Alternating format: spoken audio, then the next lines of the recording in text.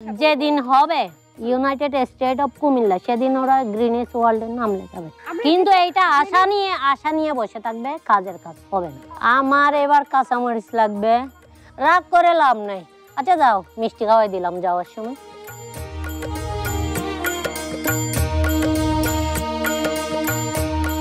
তোমাদের যে ভাষা সেটা তো বুঝি না আমরা কেউ। এই ধরনের ভাষা কুমিল্লার ভাষা কি কেউ বুঝে? হেই বেড়া হেই বেড়ি এতক্ষণ কেউ বুঝছিল?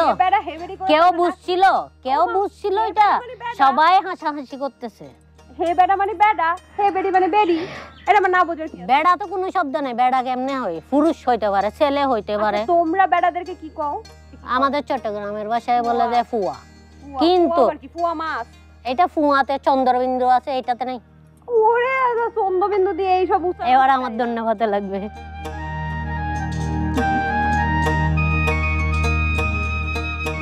এই যে এত যে মেকআপ করলা, মুখটা সাদা হাতটা কালা, ড্রেস পরছি কালো, হাত কালো হবে না তাইলে?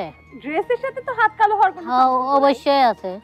যখন জন্ম হয়েছে তখন আমার আম্মু অবাক হয়ে গেছে। মানে আমি জন্ম হওয়ার সাথে সাথে দেখি আমার এখান দিয়ে আইলাইনার দেওয়া, এখান থেকে লিপস্টিক দেওয়া, এখান দিয়ে ব্লাশন দেওয়া, বুঝছো?